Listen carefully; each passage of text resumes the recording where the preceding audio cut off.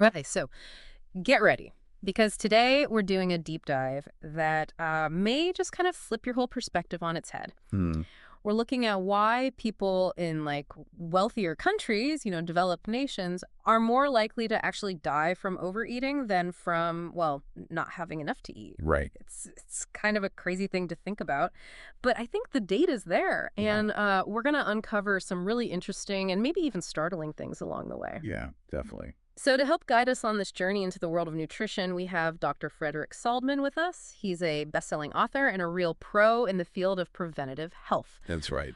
We're dissecting an article today. It's called When Overeating Kills, a Wake-Up Call for Wealthy Nations. Hmm. And I gotta say, it really is a wake-up call for all of us. I mean, it's eye-opening, to say the least.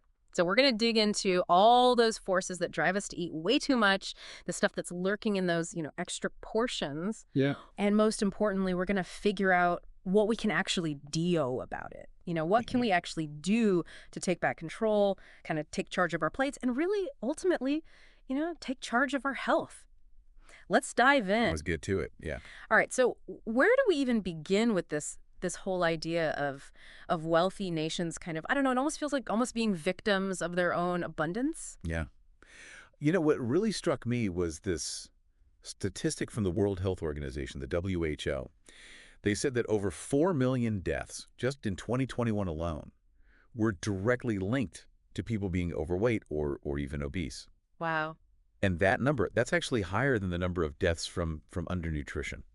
That's a huge number. I had no idea it was that serious, that big of a problem. It is. It's really quite a serious issue that we're facing globally. Mm. And I think what's interesting, what's really fascinating is it's not just about how much we're eating, it's about what we're eating. Mm. In these, developed nations, wealthier countries, Mhm. we're just surrounded by, all this cheap processed food. It's everywhere. Yeah. And it's just loaded with sugar, salt, and all these unhealthy fats.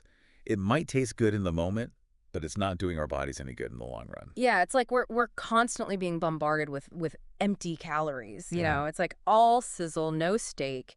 Our bodies are like screaming for nutrients, but we're just filling them with, junk. Right. Exactly. So how did we get here? I mean, what's driving this whole overeating epidemic? Well, the article we're talking about today, it really digs deep into this. Yeah. And one of the biggest culprits, one of the most powerful forces at play here is marketing. Yeah. You see all those tempting commercials, the packaging, the way things are arranged in grocery stores. Hmm. It's all designed to make us crave more. They want us to eat more, even when we're not even hungry. I feel like I fall victim to that all the time. It's like I'm on autopilot sometimes. Like I'm reaching for that extra bag of chips or that second slice of cake, even though I know I should be stopping. Yeah. It's like my brain's been hijacked by these marketing tactics. Right. It's incredibly pervasive, and it's everywhere you look. And on top of that, there's the issue of accessibility and cost. Right. In many cases, it's just cheaper and easier to, grab a fast food meal Right. than it is to buy fresh ingredients Hmm. and actually cook something healthy at home. Yeah. It's like the whole system's kind of rigged against making healthy choices. That is so true, especially, when you're juggling work and family, all that stuff. Yeah. It's tempting to just go for the easy option, even though, Yeah. deep down, it's not the best choice for your health. It's a constant battle, isn't it? And let's not forget about all those social and cultural norms around food, Think about all those celebrations, all those gatherings. They almost always revolve around food. And we've come to associate food with, with pleasure, comfort, even success in some ways, which can lead us to really overdoing it. Totally guilty of that, especially around the holidays. Yeah. Who can resist a big, huge, feast, right? Right. But maybe it's time we started rethinking some of those traditions, finding ways to enjoy ourselves without going completely overboard. It's about finding that balance, right? Finding a way to celebrate and enjoy without going to extremes. And then, of course, there's the emotional eating aspect. Oh, yeah. We all have those moments where we turn to food for comfort, No, yeah. whether it's stress eating during a tough week or just reaching for, a pint of ice cream when we're feeling down. Food can be a temporary escape, but it often creates this vicious cycle that's hard to break. Oh, I'm raising my hand on that one. I am a total stress eater. When Yeah. things get crazy, my brain just goes straight for the comfort food. But like you said, it's just a temporary fix, and usually you end up feeling even worse afterward. Yeah, it's a common coping mechanism. But the good news is that there are healthier ways to manage those emotions. Okay, good. And Dr. Saldmann, he actually offers some really practical solutions that can help us break free from those patterns of overeating and really reclaim our health. And it's not about deprivation or willpower. It's about understanding the science behind it all and making small, sustainable changes that add up over time. Okay, I'm all ears. Where do we even start? What are some of these solutions? Well, one of Dr. Saldmann's key recommendations is something called intermittent fasting, Okay. which I know might sound a little intimidating at first, Yeah. but it's actually pretty straightforward. Okay. Think of it as giving your body a break from constantly digesting food, Mm-hmm. allowing it to focus on other things like repair and rejuvenation. Okay. It's about eating only within an 8-hour window each day. Oh, interesting. I've heard about intermittent fasting. I'm actually really intrigued by it. What does the research say about it? Like, what are the long-term effects? Well, the research is really quite promising. Go ahead. It's been shown to be effective for weight loss, of course. Yeah. But beyond that, it's been linked to a whole bunch of other benefits like improved cell regeneration Wow. and a lower risk of chronic diseases, things like diabetes and heart disease. So it's not just about shedding those extra pounds. It's Yeah. it's really about like boosting your overall health and well-being. Exactly. Mm. It's about giving your body what it needs to thrive. That's pretty amazing. So that's one of Dr. Saldmann's recommendations, that intermittent fasting. Yes. And another key part of his approach is focusing on natural, unprocessed foods. Okay. Like filling your plate with colorful vegetables, fruits, whole grains, lean proteins. Mm-hmm. It's all about giving your body the nutrients it needs, the building blocks it needs to thrive, and less about just filling yourself up with those empty calories. I really like the way you put that. Nourishing our bodies with what they actually crave, It's about focusing on quality over quantity, isn't it? Absolutely. It's about making every bite count. Yeah, that's great. And speaking of quality, Dr. Saldmann also talks a lot about recognizing satiety. Okay. Instead of just mindlessly shoving food into our mouths, Right. he encourages us to slow down, chew our food thoroughly, and really pay attention to our body's cues. Mm-hmm. That feeling of being comfortably full, not stuffed and uncomfortable. Right. That's key. I think that's such an important point that a lot of us we just miss, In this fast-paced world, we're just so used to rushing through meals, Yeah. multitasking, not really being present when we're eating. Right. It's like we've lost touch with our natural hunger cues, those signals that tell us when we're actually full. You're absolutely right. It's all about being mindful, being present with your food. And when you do that, you'll often find that you naturally eat less and feel more satisfied. That makes sense. So it's not about, willpower or deprivation. It's about rediscovering the pleasure of eating and listening to what our bodies are actually telling us. Exactly. That's really, really cool. This is all starting to make a lot of sense. Good. I know you mentioned that Dr. Saldmann has more of these, these practical solutions to offer. What else is on his list? What else does he recommend? Well, he also emphasizes the importance of, moving our bodies, getting some exercise. Okay. Doesn't have to be anything intense or time consuming. Yeah. Even just a brisk 30-minute walk each day can make a huge difference. I've noticed that when I prioritize even just a little bit of exercise, I feel so much better physically and mentally. It's like it clears my head, gives me more energy. It's amazing what a little bit of movement can do. Yeah, it's powerful. And finally, Dr. Saldmann, he's a big advocate for reducing our intake of hidden sugars and salt. Okay. These sneaky culprits are lurking in so many processed foods, and they're contributing to a whole range of health problems from high blood pressure to diabetes. Yeah, so it's not just about avoiding the obvious stuff like sugary drinks and salty snacks. Right. We really need to become label detectives, make a conscious effort to cut back on those hidden sources of sugar and salt that can, wreak havoc on our health without us even realizing it. Exactly. It's about taking control and making informed choices. I really like that. So we've got intermittent fasting, focusing on natural foods, being mindful about our eating, getting some exercise, and being smart about those hidden sugars and salt. That's a great summary. Those are some pretty solid strategies. But I gotta admit, part of me is thinking, okay, this all sounds great in theory, but how realistic is it to actually incorporate all these changes into, our already busy lives? I understand that concern. Yeah. It can feel overwhelming to try to change everything at once. Right. But the key is that It's not about being perfect. It's about making progress. Okay. Start by choosing one tip that really resonates with you Mm-hmm. and focus on incorporating that into your routine. Okay. Once you've got that down, you can move on to another one. It's a journey, not a race. That is very encouraging. Yep. I like that approach. Maybe I'll start by tackling my sugar cravings. Okay. I've got a bit of a sweet tooth, and I know it's not doing me any favor. That's a great goal. And you know what? I think what you said about it being a journey, not a race, Yes. that's really key. It's about taking those small steps, those positive steps, and not beating ourselves up Oh. if we slip up every now and then. Exactly. It's about progress, not perfection. I like that. I like that a lot. So where should we go next? Yeah, so where do we go from here in our deep dive into this whole issue of overeating?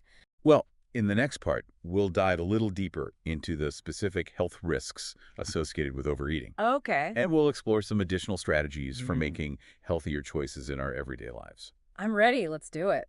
All right, let's go. All right. So, welcome back to the deep dive. We've been unpacking this whole paradox of overeating in these wealthier countries. Right. And I don't know about you, but I'm kind of blown away by what we've uncovered so far. Yeah, it's a lot to process. It is. It is. But, before we get to all the empowering stuff, all those solutions that we can use to kind of take back control, Mhm. we need to face the not so glamorous side of this whole thing, right? The health risks. Yeah. It's easy to just brush off those extra pounds or that sluggish feeling after a big meal. Hmm. But what's really happening beneath the surface? What's going on inside our bodies when we overeat? Well, the truth is, overeating can have this kind of cascading effect on almost every system in your body. And the implications, they go way beyond just, struggling to fit into your favorite jeans. Yeah. We're talking about some serious stuff here. Yeah. So let's start with the most obvious one. Obesity. Okay. When you're constantly taking in more calories than your body actually needs, it stores that excess energy as fat. Mm-hmm. And over time, that can lead to weight gain, which can ultimately lead to obesity. And obesity, that's really the gateway to a whole host of other health problems. So we're not just talking about, vanity here. Yeah. This is about protecting our overall our Absolutely. well-being. So what are some of the specific health risks that are linked to obesity? Well, there's a long list, unfortunately, but one of the major ones is type 2 diabetes. Okay. That's a condition where your body basically becomes resistant to insulin, which is the hormone that helps regulate your blood sugar levels. Mhm. So this resistance, it leads to chronically high blood sugar, which can damage your blood vessels, your nerves, and increase the risk of things like heart disease, stroke, even kidney disease, vision problems, amputations. It's pretty serious stuff. Wow. That's really scary. I knew diabetes was a serious condition, Yeah. but I didn't realize how many potential complications there were. It's a domino effect. Yeah. And the health risks, they don't stop there. Obesity also significantly increases your risk of cardiovascular disease. So? Things like heart attacks and strokes. That excess weight, it puts a strain on your heart, making it work harder to pump blood throughout your body. And that can lead to high blood pressure, which further damages your blood vessels and sets the stage for even more heart problems down the line. It's almost like we're slowly clogging our own arteries with every bite of unhealthy food we eat, That's a powerful way to think about it. And it's not far from the truth. And here's where it gets even more concerning. Overeating and obesity have also been linked to certain types of cancer. Really? Yeah. The exact mechanisms are still being studied, Okay. but scientists believe that chronic inflammation, hormonal imbalances, and insulin resistance, which are all associated with obesity, Mhm. they basically create an environment in your body that's more favorable for cancer cells to grow. So it's not just about feeling uncomfortable or having trouble buttoning our pants, Yeah. We're talking about serious, potentially life-threatening conditions. Yeah. Like overeating is this ticking time bomb for our health. It's a very apt description, and it's so important to remember that these health risks, they don't just appear overnight. Right. They develop gradually over time, as we continue to make those unhealthy choices. Mhm. But here's the good news. We have the power to change course. Yeah. We can make healthier choices. And by changing our eating habits, changing our lifestyles, we can drastically reduce our risk of developing these chronic diseases. That's a message of hope that I think we all need to hear right now. Yeah. Okay, so we've established that overeating is a serious problem Hmm. with some really far-reaching consequences. Yes. But what can we actually do about it? You know, we talked about some of Dr. Saldmann's recommendations earlier, Yeah. but are there any other strategies that we can put into practice, you know, in our everyday lives to start making those healthier choices? Absolutely. There are a lot of things we can do. And one of the most powerful tools, one of the simplest tools, is something called mindful eating. Okay. It's really about shifting our focus from just, consuming food to actually experiencing it. Yeah. Imagine savoring every bite, paying attention to the flavors, the textures, really listening to your body's cues, Mm-hmm. Like, are you actually hungry? Are you full? It's so easy to just mindlessly, you know, scarf down a bag of chips while you're watching TV or eat a whole pizza without even realizing how much you've had. Oh, I've been there. Sometimes I find myself at the bottom of a bag of chips and I'm like, wait, how did that happen? Right. Like I wasn't even present for the experience, you know? Yeah, it happens to all of us, but when you slow down, engage all of your senses, Hmm. you're more likely to eat until you're satisfied, not until you're completely stuffed. Yeah. You're in control. So it's about shifting our mindset from quantity to quality Right. and being more intentional about the choices we're making. Exactly. It's about reclaiming the joy of eating, isn't it? Right, It's that's about making it a positive experience rather than just, this mindless act. I love that, yeah. Uh, And here's another tip. Don't deprive yourself. A lot of times when we restrict ourselves too much, it backfires. right. When we tell ourselves we can't have something, we tend to want it even more. Yeah. So instead of, cutting out your favorite treats completely, allow yourself to enjoy them, but in moderation. It's about finding that balance. Mm. Finding a way to enjoy food without feeling guilty or deprived. That makes a lot of sense. It's about sustainability who can Yeah. stick to a diet that makes them miserable. This is about creating a healthy relationship with food, one that nourishes our bodies and our minds.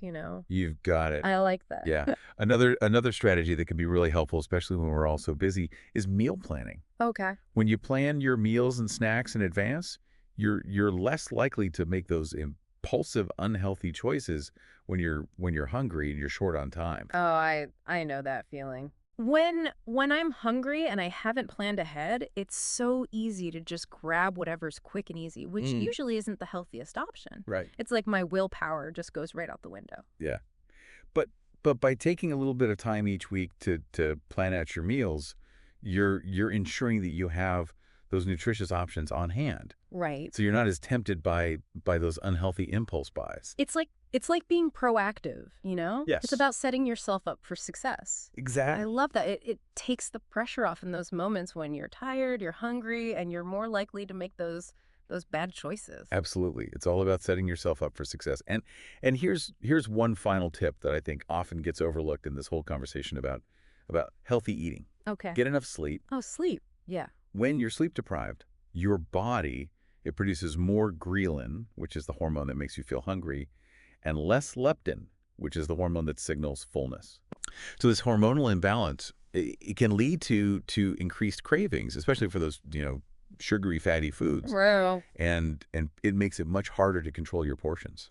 I never realized that sleep could have such a big impact on our eating habits. It's a powerful connection that we often underestimate. Yeah. So try to aim for 7 to 8 hours of quality sleep each night. Okay. And you'll be amazed at how much easier it is to make those healthy choices throughout the day. That's amazing. I'm learning so much from this conversation. What would you say, like what stands out to you as like the most impactful takeaway from what we've talked about so far?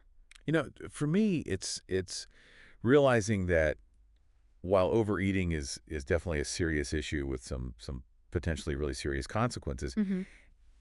it's not an insurmountable challenge. We Yeah. can overcome this Yeah. by understanding the risks, Yeah. by putting these healthy habits into practice, Yeah. and by seeking support when we need it. We can absolutely break free from these Right. unhealthy patterns and really reclaim our health and well-being. I love that. It's a reminder that we're not victims of our circumstances. Right. We have the power to make choices, Yeah. and we can make a difference in our own lives. Now, before we wrap up this part of our deep dive, I want to shift our focus a little bit, Right. from the individual level to the bigger picture. We talked earlier about the role that governments and food companies play in either helping or hindering our efforts to make those healthy choices. So what can be done on a larger scale to address this issue?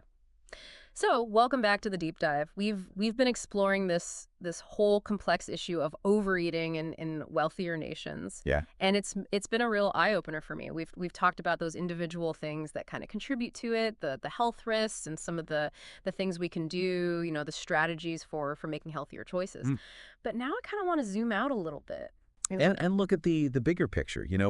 We mentioned before that governments and food companies, they have a role to play in this whole thing. Right. They kind of shape the environment around food and influence our choices. Yeah. So what are some concrete steps that could be taken, on a larger scale to tackle this issue?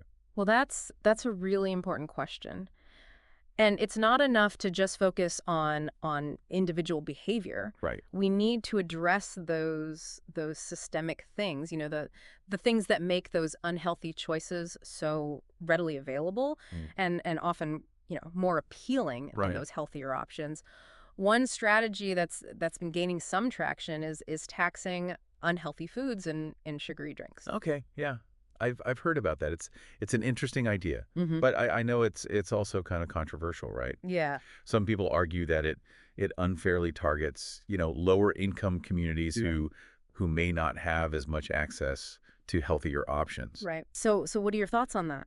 I think that's a valid concern, and, Yeah. and it's something we need to be really thoughtful about. The goal of such a tax, it wouldn't be to punish people or to make healthy food, inaccessible. Mm. It would be more about discouraging the consumption of those products that we know are harmful to our health, Mm-hmm. and to generate some revenue that could be used to support initiatives that actually promote healthy eating, Okay. particularly in those underserved communities. So it's not just about, making those unhealthy choices less attractive. It's also about creating those opportunities and those resources Yeah. for people to make those healthier choices. Yeah, yeah. And another really important area we need to focus on is education. Oh, how? Promoting nutrition education from a young age. Mhm. That's crucial to help kids develop those healthy habits early on. Right. Imagine if schools had, these comprehensive nutrition programs where kids are learning about balanced diets, how to read food labels, the impact that their food choices have on their health. I love that idea. It's like we put so much emphasis on physical education in schools. Right. What if we gave nutrition education that same kind of attention? Exactly. And it's not just about educating kids either. Yeah. Public awareness campaigns aimed at adults Mhm. could also be really helpful in debunking those myths about nutrition. Yeah. Highlighting the hidden dangers of all those processed foods, Mhm. and just empowering people to make those healthier choices. It's about giving people the knowledge, the tools they need to make informed decisions about their health, right? Knowledge is power, or so they say. It is, but education alone, it isn't enough, is it? Right. We also need to address those issues of accessibility and affordability. Yeah. Even if people understand, how to eat healthy, it doesn't really matter if they can't afford those foods, Right. or if they live in areas where fresh produce is hard to come by. Yeah, that's a huge challenge. So how do we tackle that? Well, it is a big challenge, Yeah. but there are some promising approaches. One strategy is to incentivize supermarkets Okay. to open in those underserved communities. Mm-hmm. Maybe offering tax breaks Mhm. or subsidies to make it more financially viable. Okay. Another approach is to support local farmers markets, Yeah. community gardens, Mm. which not only increase access to fresh, locally grown produce, Right. but they can also help to revitalize neighborhoods Yeah. and foster those community connections. I love that idea. Supporting local farmers markets, it's a win-win, right? Absolutely, yeah. You're promoting healthy eating, Mhm. and you're also supporting those local economies and Yeah. and strengthening those communities. It's a beautiful thing. Yeah. So we've covered a lot in this deep dive, Wow. from those individual health risks of overeating to the bigger picture, those systemic factors that are kind of fueling this whole epidemic. Yeah. As we wrap up here, what are your final thoughts on this whole complex issue? I think what's become really clear is that overeating, it's not just a personal problem. Mm. It's a societal issue. Mm-hmm. It reflects our food system, our culture, our economic realities. Yeah. But it's not hopeless. Yeah. By understanding how all these factors are interconnected, Mm-hmm. and by working together to implement those solutions that address those individual behaviors Mm-hmm. and the systemic issues, we can create a healthier future Right. for ourselves Yeah. and for future generations. That's a really powerful message, a message of hope and empowerment. I hope so. I think we all need to hear that. Dr. Saldmann, your insights have been so valuable in helping us understand this really complex issue. I'm curious, what's one thing you hope our listeners will kind of take away from this deep dive, What's that one key takeaway? I would encourage every listener to think about one small change Okay. that they can make in their own lives to improve their relationship with food. Okay. It doesn't have to be anything drastic. It could be as simple as, swapping out sugary drinks for water, Mm-hmm. or incorporating more fruits and vegetables into their meals, or even just practicing that mindful eating. Right. Even those small changes, when you do them consistently, Yeah. they can have a huge impact on Right. your health and well-being. That's such a great point. It's not about being perfect. It's about progress, right? Exactly. It's those baby steps that get us there. One step at a time. One step at a time. Well said. Well, Dr. Saldmann, thank you so much for joining us. It's been my pleasure. On this deep dive into the world of overeating. Thank you for having me. We hope it sparked some reflection and inspired you to take action. Remember, your health is in your hands. Make choices that nourish your body, nourish your mind. Yes. And together, we can create a world where everyone has the opportunity to thrive. Absolutely. Thank you for listening.